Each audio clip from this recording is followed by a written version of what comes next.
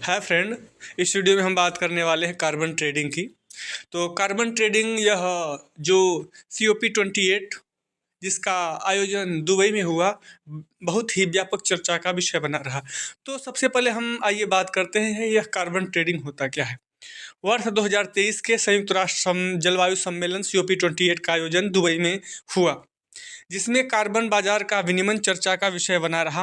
विश्व भर के नेताओं को स्वैच्छिक कार्बन बाजार की गलतियों से सीखने की आवश्यकता है, ताकि वैश्विक परिवर्तन के लिए यह बनाया गया नया बाजार तंत्र उन्हें दोहराने से बचे।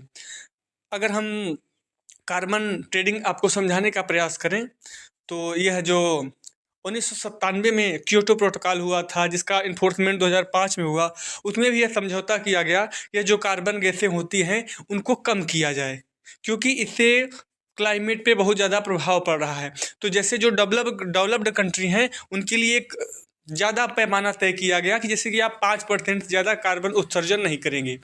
अगर आप इससे ज़्यादा तय करेंगे तो आपको हर्जाना देना होगा पैसे के रूप में। तो उन्होंने यह एक मात्रा निर्धारण तय किया। तो उसके बाद उन्होंने ये भी तय किया कि अगर कोई देश जो 5% तक कार्बन उत्सर्जन कर सकता है, अगर उसने 4% ही किया है तो वह 1% किसी अन्य देश को बेच सकता था जिसने 1% ज़्यादा उत्पादन किया है। इसी को कार्बन ट्रेडिंग कहते हैं।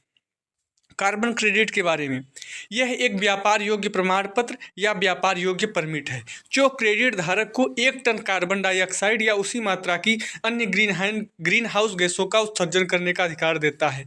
कार्बन क्रेडिट का मुख्य लक्ष्य कार्बन डाइऑक्साइड और अन्य ग्रीन हाउस गैसों के उत्सर्जन को कम करना है। मतलब जैसे एक देश जिसको 5% उत्पादन करना था, अगर उसने 4% किया है तो अपना 1% किसी को बेच सकता है।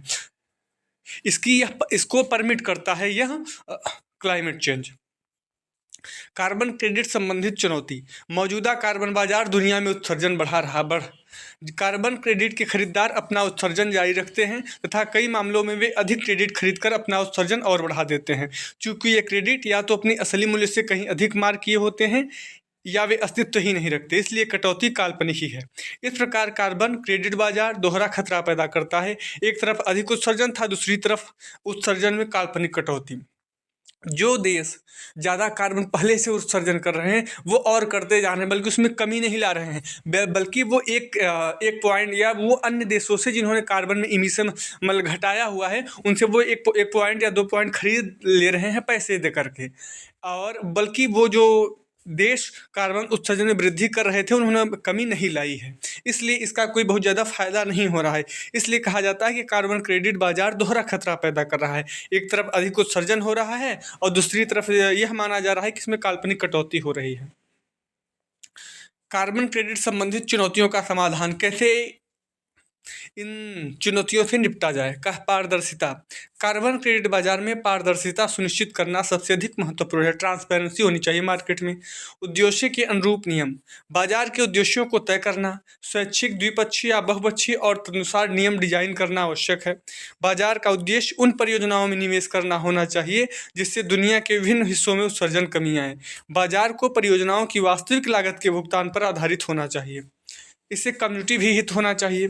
बाजार केवल परियोजना डेवलपर, सलाहकारों और लेखा परीक्षकों के हित में काम करता प्रतीत होता है। ऐसा लगता है कि यह सिर्फ मार्केट के फायदे के लिए से बनाया गया है, जिसके कारण समुदाय को इस आमदनी से कुछ भी लाभ नहीं मिलता।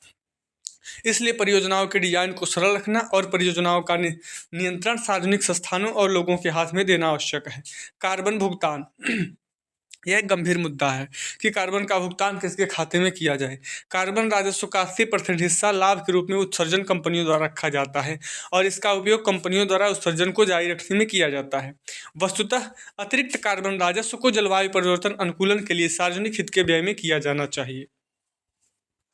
थैंक यू दोस्तों। अगर आपको वीडियो अच्छा लगा हो तो लाइक और सब्सक्राइब जरूर करें।